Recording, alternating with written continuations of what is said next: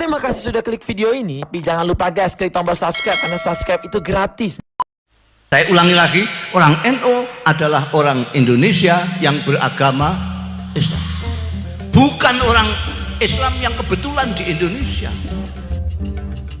Kalau ada pesantren kok tidak NU, itu bid'ah. Dalilnya katanya balihu ani walau ayat. Walaunya tidak dimaknanya kok. Walau tidak paham maknanya walau. Oh iya, maksudnya apa nggak tahu. Pokoknya dua ayat itu sudah peteta-peteta ke sana kemari. Nah itu bayangkan aja, penduduk Saudi Arabia pada waktu itu baru 20 juta. Ini ada organisasi kok 50 juta. Kan 2 kali lipat penduduk Saudi, lebih. Assalamualaikum warahmatullahi wabarakatuh. Jadi memang Nahdlatul Ulama itu sebenarnya adalah organisasi pesantren. Bisa dikatakan bahwa NU itu pesantren besar, pesantren itu NU kecil. Kalau ada pesantren kok tidak NU, itu bid'ah.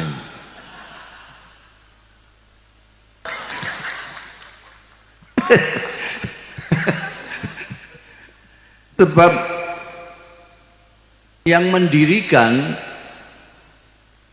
Nahdlatul Ulama itu dulu ada Nahdlatul Wathon, ada Nahdlatul Thulab, macam-macam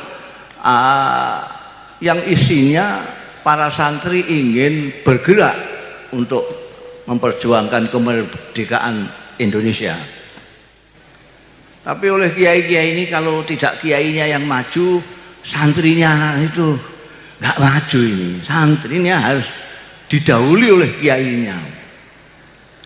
Maka kiai-kiai seperti Kiai Hasyim Asy'ari, Kiai Hasbullah, Kiai Bisri Samsuri, yang dari daerah seperti Kiai Maksum Lasem, Kiai Sirajuddin dari Pamekasan, dan lain, Kiai Usman dari Cepu, ini mendirikan Nahdlatul Ulama, kebangkitan ulama. Di bawah ulama adalah santri-santri. Ulama maju dulu, bangkit dulu, biar santri-santrinya ikut bangkit.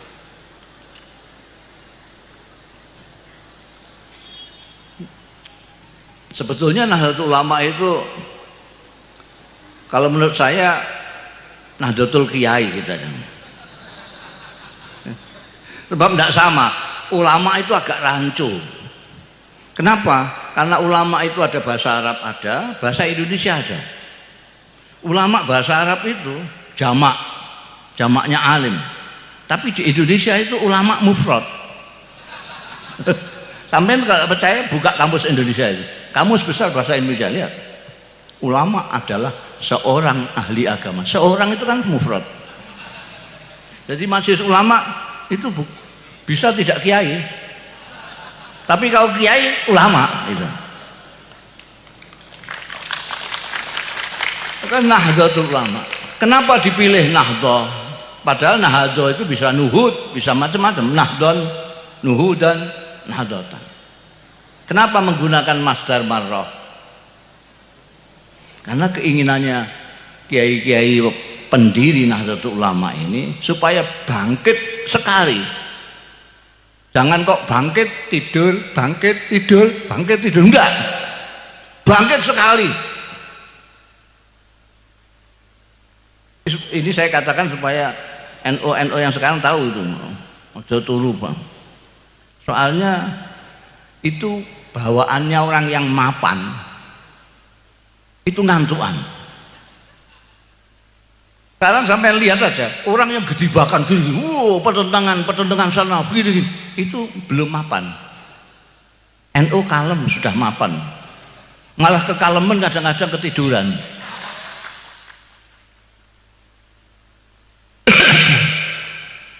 Ya Allah. Jadi Nahdlatul Ulama itu didirikan oleh kiai-kiai pesantren. Kiai-kiai pesantren. Kiai-kiai pesantren yang tawadhu.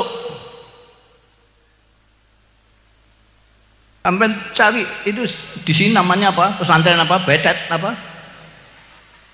Hah? Betet. Dulu namanya ndak Miftahul Ulum waktu Kiai Sirajuddin. Pesantren Betet. Ya toh?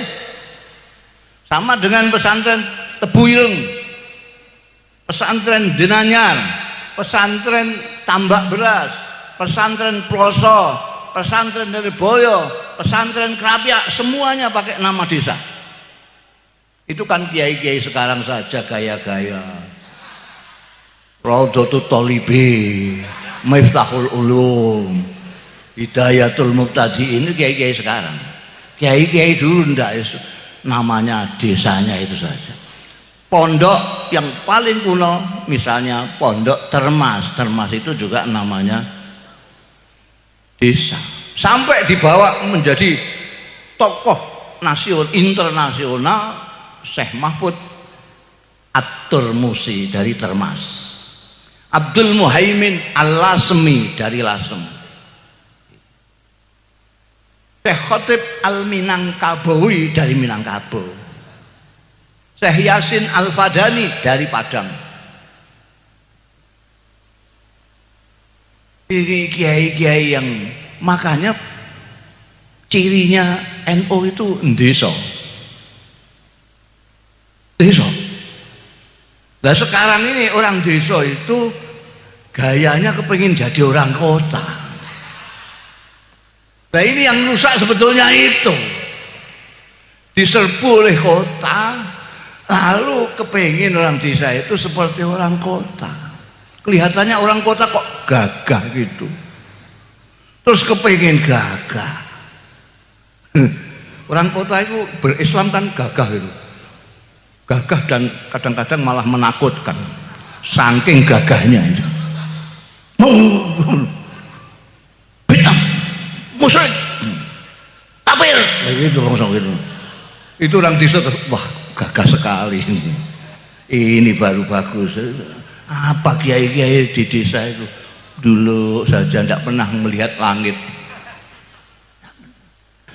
Kiai-kiai di desa tidak pernah lihat langit, tangking tawaduknya. Orang kota mengira bahwa kiai yang tunduk itu kiai yang lemah. Bodoh dia, tidak tahu namanya tawaduk. Orang sekarang ini membenturkan kiai NU dengan habaib. Sampai lihat loh, siapa yang menghormati Habib? Siapa? Tidak ada. Yang nyucuk tangannya Habib tidak ada kecuali orang NU. Silahkan lihat. Kok sekarang udah dihantam tabrak-tabrak no Habib sama kiai NU? Kalau nggak ada NU, nggak ada yang menghormati orang-orang itu, Habib yang dari. Kita lihat sejarah saja. Ya Allah. Kalau saya itu kiai-kiainan, enggak kiai betulan. Saya kadang-kadang jadi seniman. Saya pernah lihat pameran lukisan di Magelang sana, itu ada museum lukisan besar sekali. Ada pameran lukisan, saya nonton. Di antara lukisan macam-macam, pemandangan, kuda dan lain sebagainya, dan cewek cantik segala macam. Itu di situ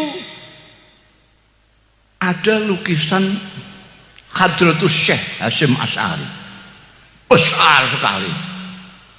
Duduk dengan anggrengnya itu. Saya tanya sih,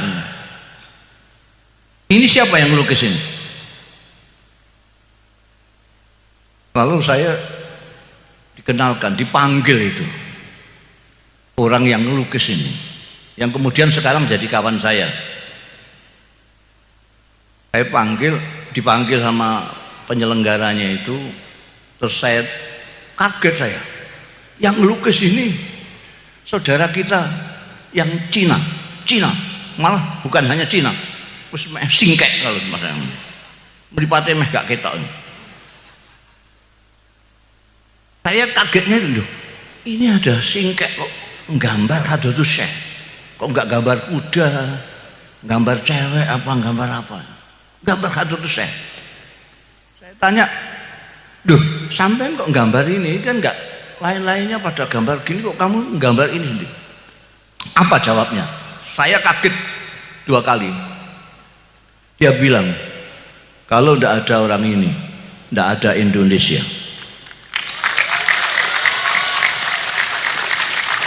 Saya itu merinding. Duh, saya dekati sampai ini. Dia ternyata tahu sejarah. Saya terus teringat, saya menemukan buku bahasa Arab terbitan Kuwait.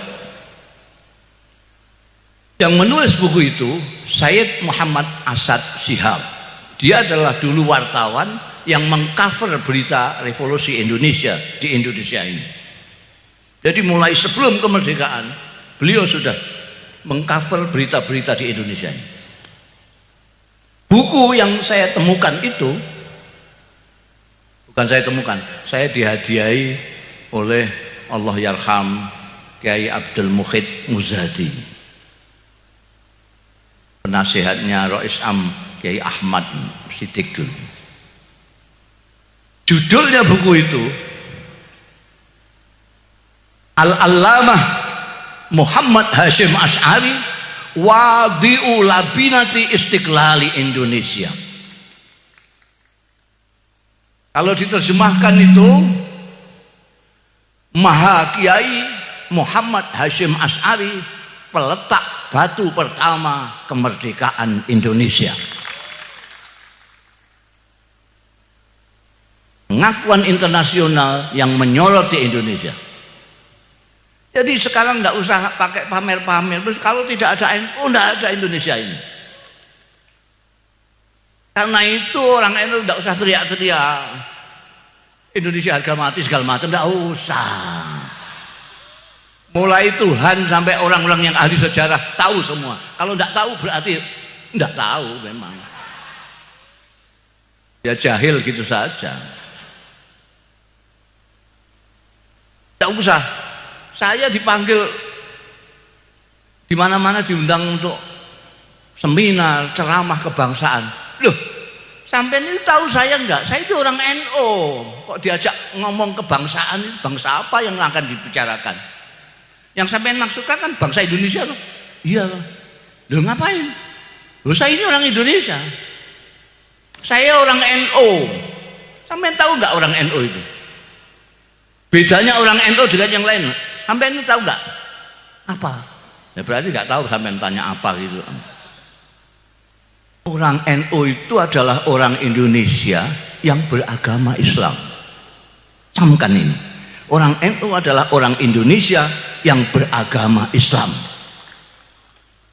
Saya ulangi lagi, orang NU adalah orang Indonesia yang beragama Islam. Bukan orang Islam yang kebetulan di Indonesia. Bukan turis orang NU itu. Paham sampean? Dulu sampean dengan namanya Azhari, M-Top yang ngebom di Indonesia ini. Orang mana? Bukan orang Indonesia. Bisa dipahami lah sedikit kalau ngebom Indonesia, karena dia bukan orang Indonesia.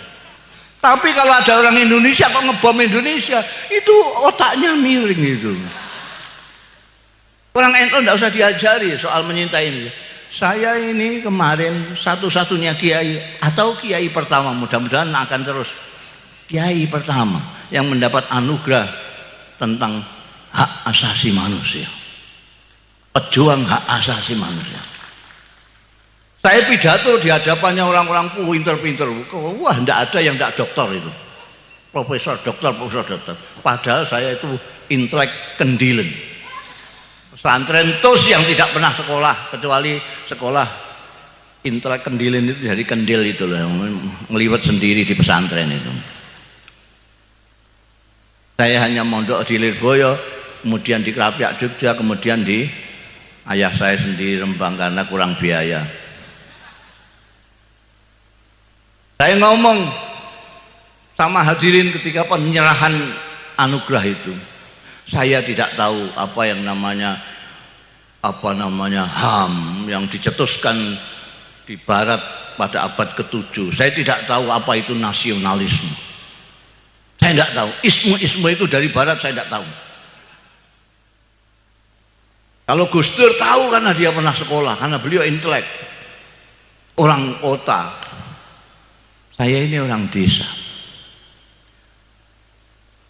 Tahu saya, kiai saya di pesantren mengatakan kepada saya bahwa Indonesia ini rumah kamu. Itu saja. Dan itu yang saya apalkan sampai sekarang. Kiai saya mengatakan Indonesia itu adalah rumahmu. Kamu sujud di tanah Indonesia itu. Kamu menghirup udara Indonesia itu. Itu saja. Saya tidak tahu ini ada kaitannya dengan nasionalisme atau tidak. Nah, ini kebanyakan kiai NU itu begitu. Dulu Kiai Sirajuddin, Kiai Wahab Hasbullah, Kiai Bisri Samsuri, Kiai Hashim As'ari, Kiai Muhaimin, Kiai Baidawi, Kiai Maksum, segala macam itu di sana ketika sekolah, ketika ngaji di Mekah. Mekah pada waktu itu ngajinya di Masjidil Haram. Itu setiap kali kiai-kiai itu di Multazam, yang saya tahu adalah Kiai Hashim As'ari dengan kawan-kawannya yang dari Malaysia, dari Pakistan semua. Itu apa yang tidak pernah lupa dimohonkan kepada Allah Ta'ala. Mereka memohon kemerdekaan Indonesia. Jadi kalau bicara tentang kebangsaan jangan dengan orang NU. NU itu senajan kecewa. Ini sekarang banyak NU kecewa karena apa namanya dianggapnya kok enggak ada menterinya yang NU itu. Mereka lupa bahwa wakil presiden itu NU. Mereka lupa Pak Mahfud MD itu NU. Dia orang Madura kok enggak NU, itu sudah lupa puselnya itu. Belum di tanah Jawa sana terkenalnya itu orang Madura itu agamanya NU. Itu terkenalnya di mana-mana. Kok ada orang Madura kok tidak NU, itu muskil saya. Loh, ini kesambet di mana? Iya. Itu sekarang banyak yang kecewa, ya Allah. Biasanya menteri agamanya kan NU. Kok sekarang enggak NU? Nah, apa itu? Tentara. Loh, tentara apa enggak boleh NU? Loh, orang itu enggak ngelihat ini wong bupati aja NU kok. Malah pembantu pengurus wilayah NU. Bupati tadi itu. Jadi, tapi bagaimanapun kecewanya orang NU dengan Pak Jokowi yang tidak memasukkan orang NU ini kok sidik gitu maksudnya. Tapi tidak akan macam-macam. Karena kesetiaan, loyalitas daripada Nahdlatul Ulama itu kepada Indonesia, bukan kepada pemerintah. Loh, kita kalau mau kecewa zaman Pak Harto 32 tahun orang NU itu dipinggirkan paling pinggir. Sampai yang tua-tua ini masih ingat 32 tahun NU dipinggirkan. Ketika NU ikut tahun 71 ikut pemilu itu yang namanya tentara yang bikin Golkar itu, nindas NU luar biasa. Banyak kiai hilang, banyak macam-macam. Tapi tetap dalam pemilu NU masih berkibar menyaingi Golkar yang pakai kekerasan itu. Habis gitu, saking takutnya sama NU, terus dibonsai, dijadikan P3. Bareng-bareng yang lain, Parmusi sak pitulute itu yang tidak punya umat itu, yang punya umat mau NU tok.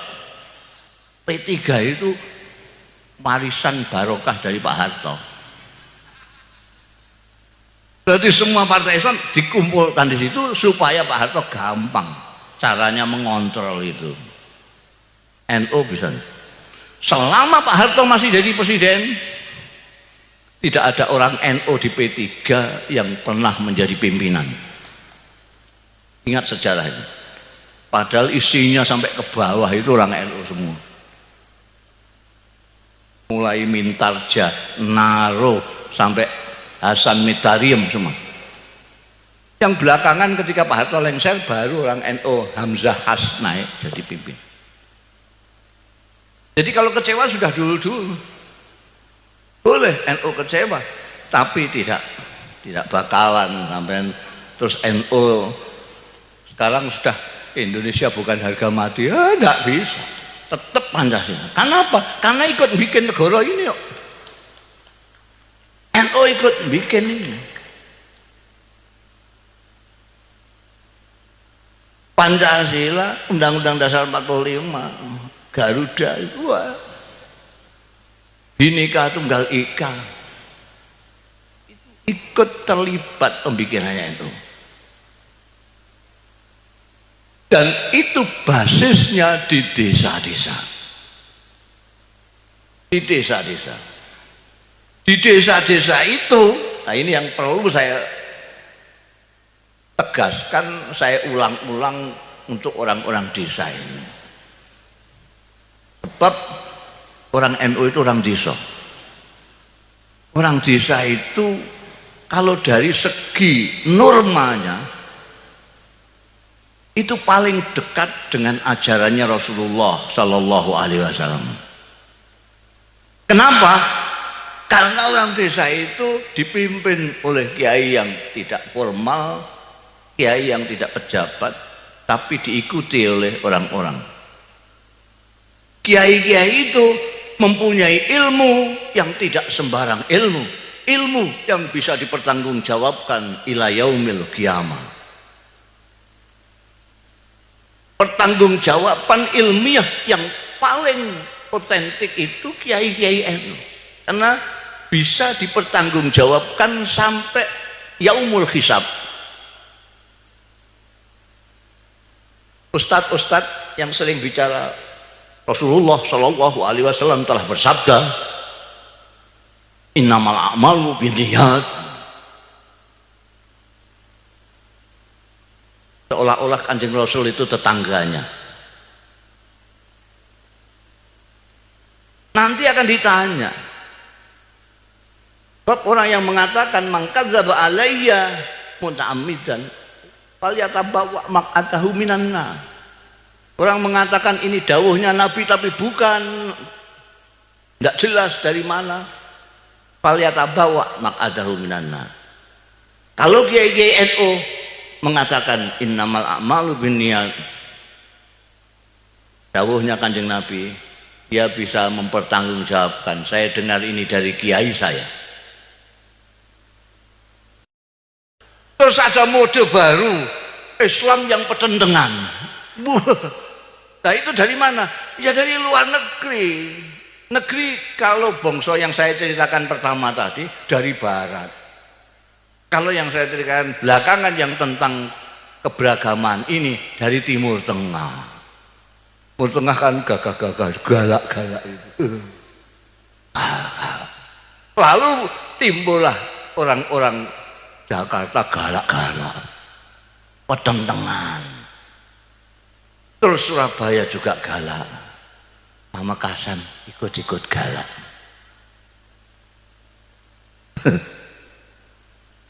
Nah ini kalau orang-orang NU ketularan itu ya lucu.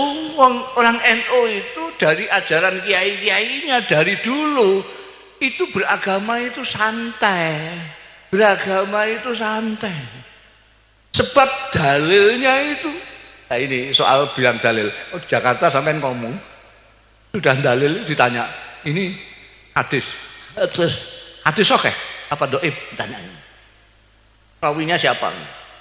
Kalau dibilang Quran ini surat berapa? Ayat berapa? Di Quran pojok yang sebelah mana? Tanya. Kalau kiai-kiai NU dan masyarakat NU yang menjadi santri-santrinya itu sudah menjadi budaya. Budaya itu apa? Sudah tidak pakai dalil-dalilan. Kiai itu dalilnya banyak sekali. Tidak mau satu tok. Ada yang dalilnya mau siji dibawa kemana-mana. Dalilnya katanya balihu ani walau ayat. Nah, walaunya tidak dimaknani apa? Walau tidak paham maknanya walau. Oh ya ini maksudnya apa nggak tahu. Pokoknya dua ayat itu sudah peteta-peteta ke sana kemari. Nah kalau NU itu dalilnya banyak. Sampai dengar lihat saja ke Bahsul Masail itu. Bahsul Masail itu biasa di NU itu bihi kaulani. Ada dua kaul. Karena kiai sana mendapatkan makhot ini dari sini, kiai ini dapat makhot dari sini. Saking kayanya. Malah ketika membahas bank itu sampai dua kali diulangi lagi, tetap bihi salah satu akwali, tiga pendapat. Jadi wong NU kenak banget itu, wong ada tiga kok aku malah kiai sing ngalal no. Aku ikut kiai yang mengharamkan karena saya hati-hati. Enak sekali, santai. Bab kiai NU punya dalil, tahu ada dawuh Gusti Allah wa ma ja'alallah fiddini min haraj. Tuhan tidak tahu bahwa inna dina yusrun, dawuh Kanjeng Nabi. Mau dengar siapa sampean kalau tidak mau dengar Kanjeng Nabi? Kalau soal agama mau dengar siapa? Ini hadis sahih. Kalau tanya ini hadis sahih apa enggak? Amen tarik di Bukhari ada, di Muslim ada, di mana-mana ada. Sumbernya dari Siti Aisyah. Bukan ad-dinu yusrun. Dawuhnya Kanjeng Nabi bukan ad-dinu yusrun, tapi innad dina yusrun. Kalau tidak ngaji nggak tahu bedanya ad-dinu yusrun dengan innad dina yusrun. Innad dina yusrun, sungguh agama itu mudah. Kenapa kok orang-orang di sana pada kesulitan? Karena dawuhnya Kanjeng Nabi seterusnya, walai yusaddaddin illa ghalabah. Agama ini sungguh mudah, tapi kalau kamu mau memberat-beratkan agama, kamu sendiri yang kewalahan. Walai yusaddaddin illa ghalabah. Capek kamu beragama pertentangan. Loh itu kan hadis. Loh sudah hadis sahih itu masih tanya. Itu kan hadis. Memangnya firman Allah ada? Ada. Allah berfirman tidak hanya yuridullahu bikumul yusra titik, tidak. Tapi diteruskan wala yuridu bikumul usra. Ngerti enggak ilmu Quran kan? Tidak hanya yuridu bikumul yusra. Yuridullahu bikumul yusra titik, tidak. Terus yuridullahu bikumul yusra wala yuridu bikumul usra. Apa maknanya ini? Enggak tahu, ngaji. Enggak mau ngaji, maunya pidato aja.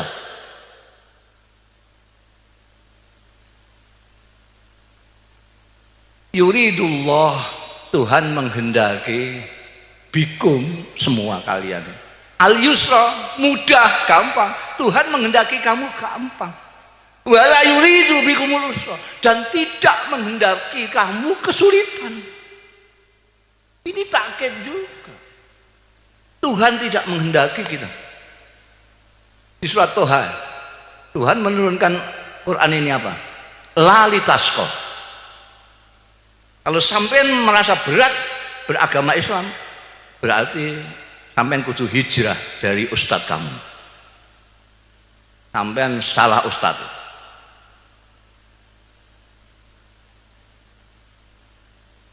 Kiai enak sekali. Beragama itu senang, bukan beban.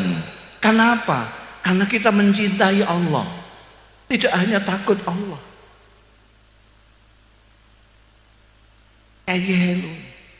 Enak.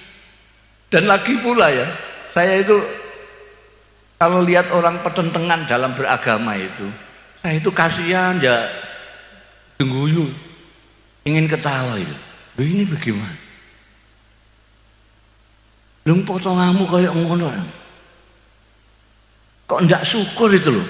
Potongan kayak kita ini itu masih diberi Tuhan jadi umatnya Muhammad Shallallahu Alaihi Wasallam. Itu sudah syukurnya harus luar biasa. Lumayan. Coba orang kayak kita gini nih, kok ditakdirkan Tuhan hidup zaman Kanjeng Nabi. Kira-kira melok Kanjeng Nabi apa? Ikut Abu Jahal. Potongan gini-gini. Potongan mukanya sangalnya begitu. Kalau lihat orang kudu gitu. Zaman Kanjeng Nabi, saya itu pernah ngelamun. Itu saya bantah sendiri lamunan saya. Saya pernah ngelamun. Ya Allah, kalau saya itu ditakdirkan zaman Rasulullah itu enak sekali saya. Tidak usah hafal Quran. Ngapain ngapalkan Quran? Wong ada Quran berjalan. Asal saya dekat Kanjeng Nabi kan sudah. Kanjeng Nabi kan Quran berjalan. Kepengin dengan Tuhan yang baik itu bagaimana? Lihat Kanjeng Nabi. Kepengin dengan hamba Allah yang baik itu bagaimana? Lihat Kanjeng Nabi. Bagaimana baik dengan istri? Lihat Kanjeng Nabi. Bagaimana baik dengan tetangga? Enak kalau saya ditakdirkan zaman Kanjeng Nabi, enak itu. Saya tidak usah ngaji, nyawang-nyawang Kanjeng Nabi saja. Tapi akal sehat saya lalu bantah, oh dapurmu ditakdirkan hidup zaman Kanjeng Nabi. Belum tentu melok Kanjeng Nabi kamu. Jangan-jangan kamu ikut Abu Jahal, lihat potonganmu gitu. Saya terus, alhamdulillah, saya ini kok ngelamun kok keduren. Bahasa Jawanya ngelamun keduren ya. Di sini apa? Ketinggian ngelamun. Lang potongan kayak gini, kira-kira nek jejeran dengan sahabat Abu Bakar, dengan Sayyidina Ali, gitu kira-kira pantas apa enggak kira-kira? La ilaha illallah diapurmu. Jadi kita harus bersyukur sudah hidup di akhir zaman. Kita ini hidup di akhir zaman. Wong sudah habis kiamat kok. Wong katanya kiamat tahun 12. Ini tahun 19, kan sudah kelewat. Jadi kita itu makhluk yang paling akhir, masih dipilih oleh Allah. Hidayatullah, hidayahnya Allah yang hakiki itu adalah hak prerogatifnya Gusti Allah. Sama dengan menteri-menteri itu hak prerogatifnya presiden. Kok kamu mangkel, cek orang mangkel, presiden menghendaki ini ya ini. Sampean mangkel tidak mangkel, orang mana ini betet ya? Hah? Betet. Ya orang betet kok melok Kanjeng Nabi, ikut Kanjeng Nabi itu kan ya agak masuk akal. Betet sama kasan ikut Kanjeng Nabi itu ketemu pirang perkara. Gimana? Wong familia tidak, tetangga tidak. Tidak apa-apanya, jauh sekali. Sini Mekah itu 7 samudra. Di sini ke Madinah itu masih lewat Surabaya. Baru terbang 9 jam pakai pesawat jet. Sampai kok ikut Kanjeng Nabi itu asal usulnya gimana? Padahal ada orang yang dekat sekali. Tidak ada orang yang lebih dekat daripada dia. Namanya Abdul Uzza. Orang ini dekat dengan Kanjeng Nabi luar biasa. Karena pertama dia saudaranya Sayyidina Abdullah. Sayyidina Abdullah itu ayahnya Kanjeng Nabi Muhammad sallallahu alaihi wasallam. Dia saudara kandungnya Sayyidina Abdullah. Berarti pamannya Kanjeng Nabi persis. Rumahnya tetangga pet dengan Kanjeng Nabi Muhammad sallallahu alaihi wasallam. Sini Kanjeng Nabi, di situ rumahnya. Tidak hanya itu saja. Orang ini Abdul Uzza besanan dengan Kanjeng Nabi Muhammad sallallahu alaihi wasallam. Anak dua. Dia punya anak laki-laki dua, Utbah dan Utaibah, dikawinkan putrinya Kanjeng Nabi dua, Sayyidatina Ruqayyah dan Sayyidatina Ummi Kulsum. Ada orang yang lebih dekat dari dia. Paman, tetangga pet, besanan, anak dua, tidak hanya satu. Itu ketika diajak Kanjeng Nabi untuk menyembah Allah Subhanahu wa taala, bukan hanya tidak mau, tapi mencaci maki Kanjeng Nabi.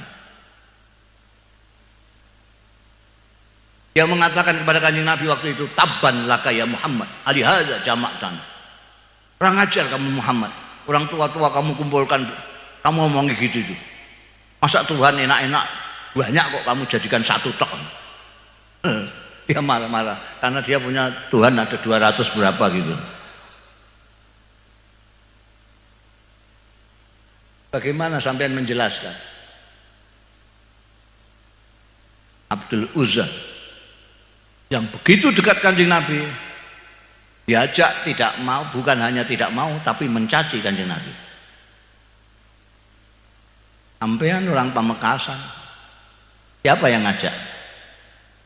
Sampean ikut Kanjeng Nabi Muhammad sallallahu alaihi wasallam. Makanya kiai-kiai mengatakan nikmat yang paling besar adalah Islam wal iman wal Islam. Karena itu hak prerogatif Gusti Allah. Abu Lahab, Abdul Uzza itu julukannya Abdul Wahab karena dia marah terus. Muslimnya marah terus. Mukanya terbakar.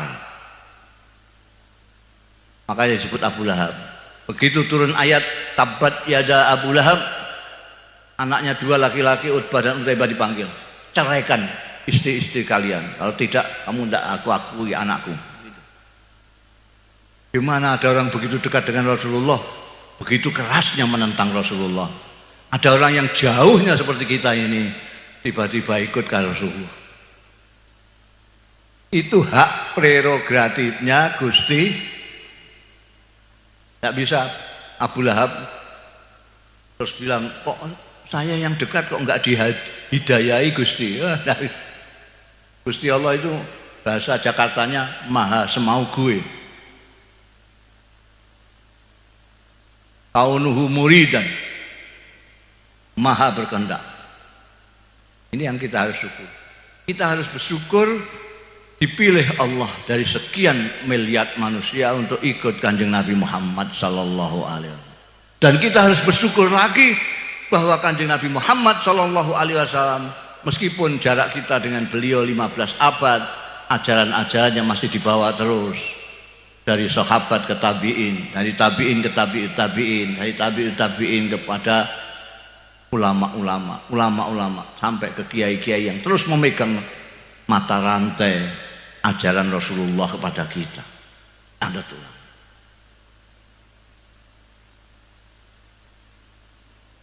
Dan saya sudah keliling. Saya sudah ke Amerika, ke Eropa, ke Timur Tengah, ke Jepang, ke Taiwan, ke Korea. Tidak ada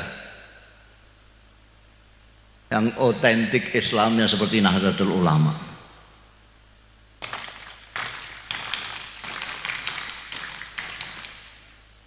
Saya sudah ketemu dengan Grand Syekh Azhar, Grand Mufti Syria Syekh Hasun, Grand Qatar. Semua pemahamannya sama dengan pemahamannya kiai-kiai Nahdlatul Ulama. Bahkan saya berani mengatakan yang disebut Sawadul A'zam itu adalah orang-orang NU. Barangkali ada kiai-kiai yang mau mencari dalil yang lain. Dalil saya adalah, saya teringat saya pernah diajak Allah yarham Kiai Sahal Mahfud, Rais Am dan Gus Dur. Saya waktu itu masih gelandangan. Saya dolan ke PBNU, ketemu ada Kiai Sahal, Gus Dur, Allah yarham, sudah meninggal semua ini, Dr. Fahmi Saifuddin. Mereka sedang surat-suratan dengan Saudi Arabia karena PBNU dapat undangan dari Darul Ifta. Darul Ifta itu non departemental tapi langsung di bawah raja. Nah, tulisan saya bagus, jadi saya dipinjam tangan saya untuk nulis surat. Coba tuliskan surat ini. Nulis surat ke atase agama. Atase agama itu bukan lewat Deparlu, tapi lewat Darul Ifta. Jadi, karena diundang sana, di sini mau datang apa enggak, dijawab. Yang nulis saya. Waktu ngantarkan surat ini ke atase agama, dicatat sama atasnya itu. Ini dari siapa ini? Kiai siapa? Kiai Sahal Mahfud, Muhammad Ahmad Sahal Mahfud, Rais. Ini Abdurrahman Wahid, wakil ketua umum Rais Tanfiziyah. Ini Dr. Fahmi Saifuddin, wakil ketua Tanfiziyah. Nah, saya kok ditunjuk, padahal saya cuma nulis, tukang nulis tok ya. Ditunjuk kan bingung semua orang. Nah, ini siapa? Mustafa Bisri. Apa ini? Gus Dur itu akalnya akeh. Ini juru bicara. Loh, mereka itu semua bisa ngomong kok. Bahasa Arab ya lebih fasih dari saya. Kok saya diangkat juru bicara? Saking pinternya ben saya katut mangkat itu aja. Betul katut mangkat di sana. Cepatnya cerita terus ditemui oleh Rais Darul Ifta, Rajani Wahabi, Abdullah bin Bas. Nemuin tamu-tamu itu dari mana-mana, ditemuin semua. Tinggal kita delegasi dari NU nggak ditemuin. Beliau langsung masuk ke peristirahatan. Saya sudah seuzon, loh kok kita kok nggak dipanggil sendiri? Tahu-tahu ada utusannya bisikin kita. Syekh bin Bas berkenan menerima di ruang istirahat beliau. Jadi Syekh bin Bas istirahat gini nih, kita di depan. Ngomong, tanya-tanya. Yang pertama kali ditanyakan itu orang NU, kamu itu anggotanya berapa? Gak ada yang jawab. Lah saya didudul sama Dr. Fahmi, juru bicaranya. Ya saya terus ngomong, 50 miliar ya Syekh. Waktu itu saya karang 50 juta Syekh. Dia itu dari begini terus jengkel 50 miliar. Begitu dia kaget, saya terus seneng saya. Saya tambahi, wa yumkin aksar min dzalik ya Syekh.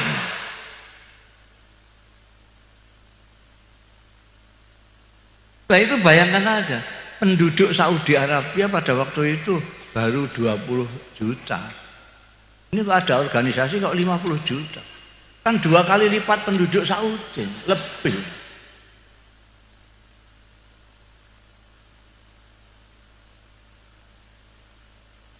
Ketika ditanya, itu yang biayai siapa? Tidak ada, sampai juru bicaranya pun tidak bisa jawab itu. NU tidak ada yang biayai, lillahi ta'ala semua.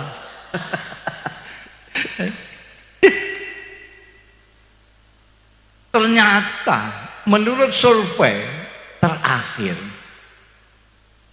NU sekarang ini 80 juta.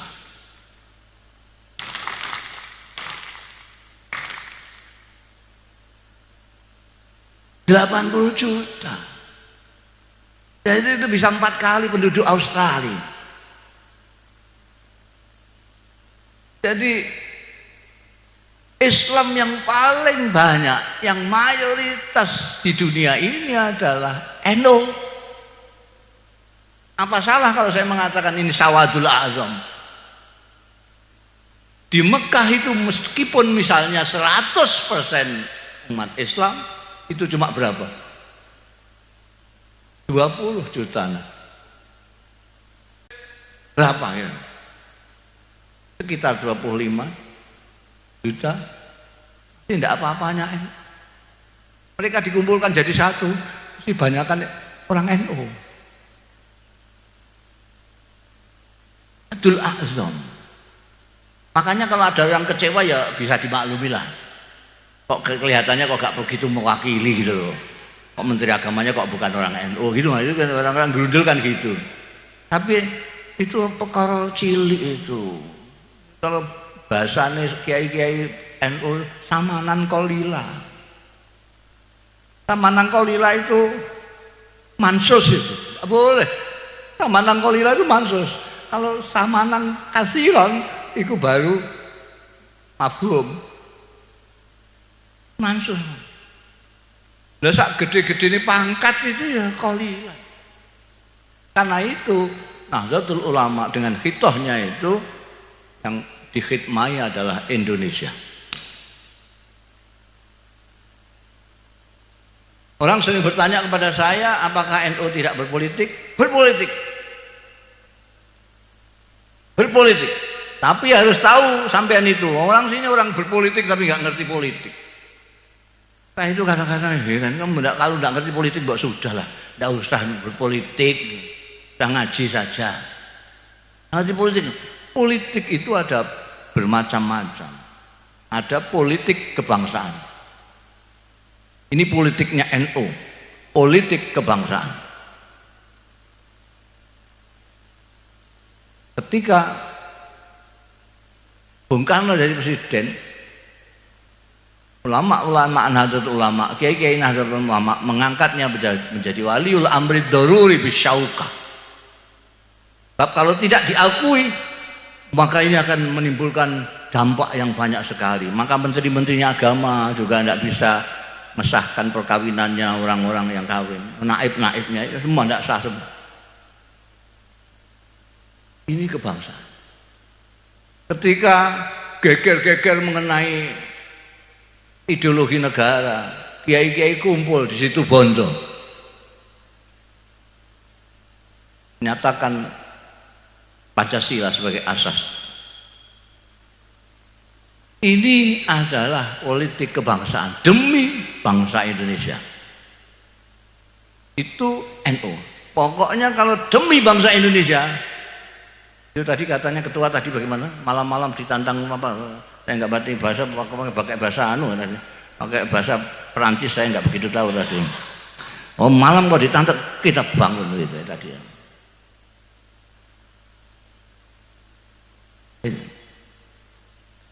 Jadi apa namanya? Apa tadi saya ngomong kok ngantek lupa? Hah?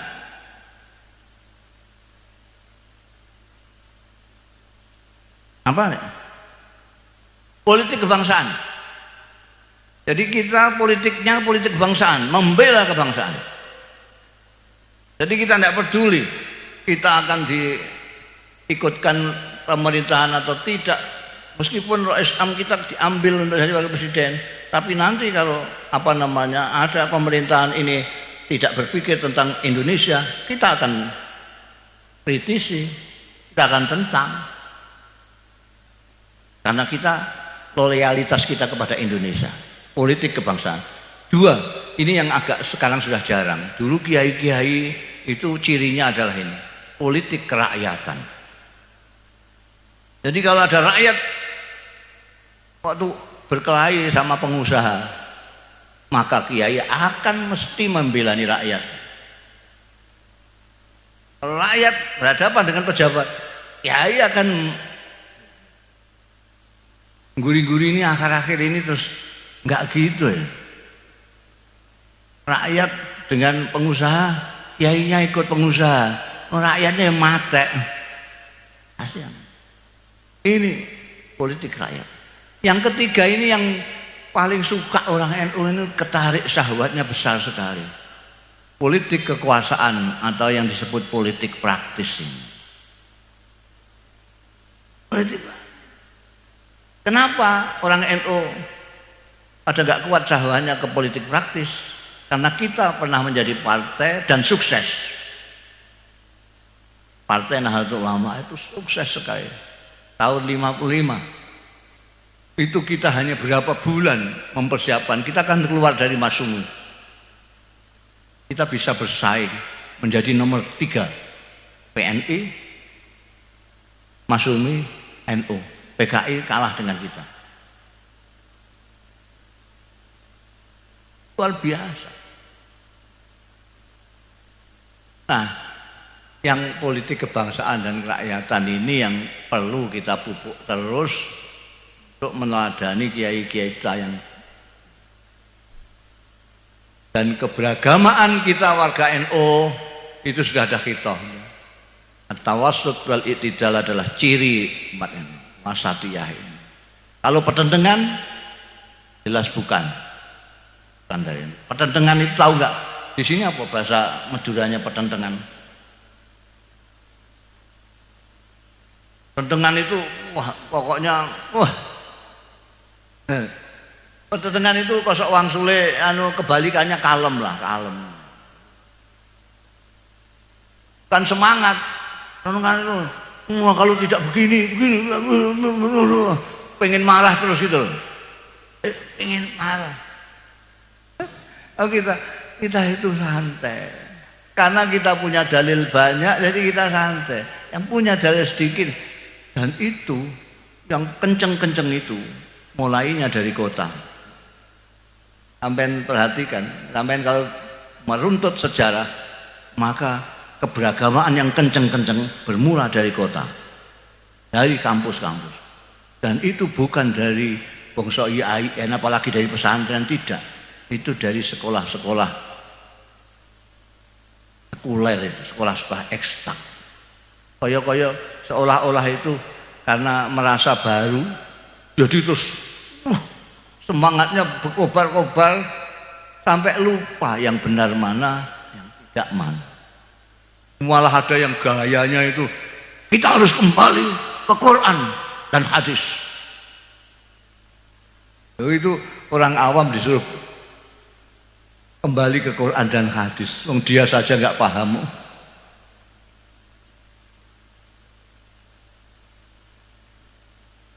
Saya bilang kalau mengatakan kembali ke Quran dan hadis itu maknanya ngajilah.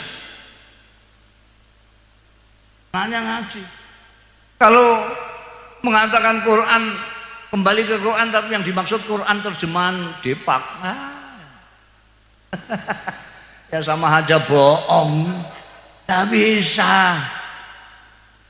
Quran ini tidak bisa diterjemahkan begitu saja, tidak bisa. Harus ngaji.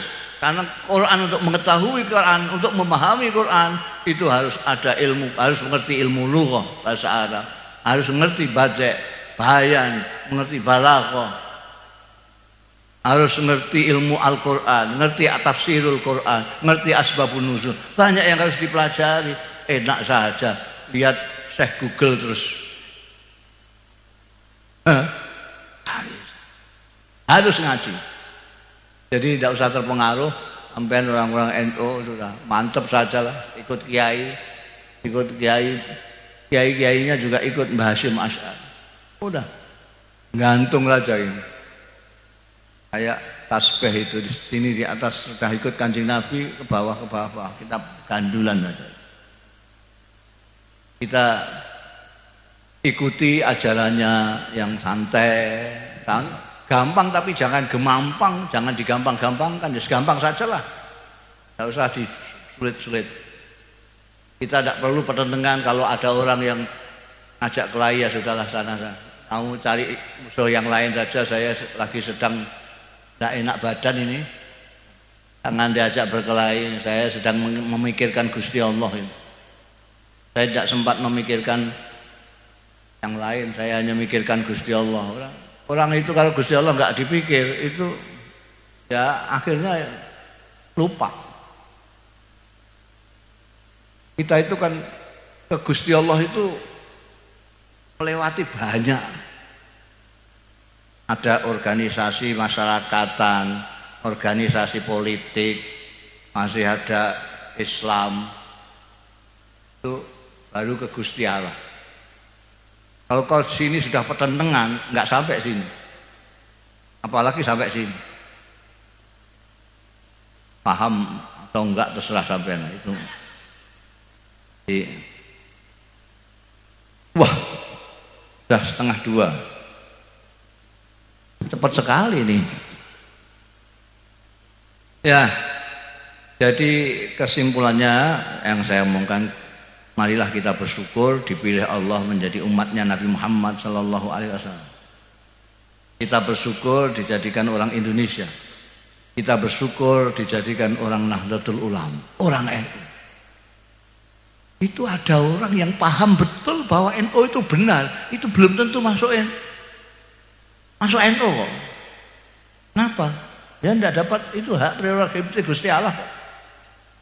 Ada orang yang tahu Islam itu benar. Islam itu benar. Saya punya kawan banyak sekali yang non Muslim.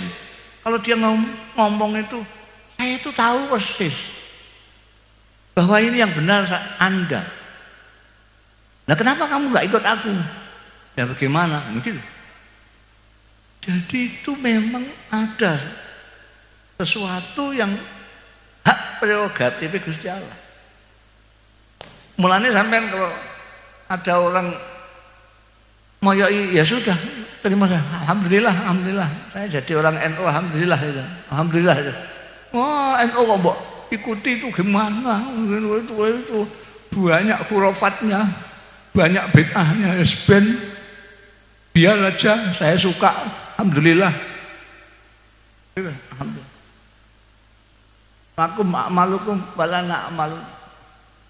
Nanti kita lihat di akhirat siapa yang lebih banyak surga. Demikian kurang lebihnya saya mohon maaf, khususnya kepada para kiai.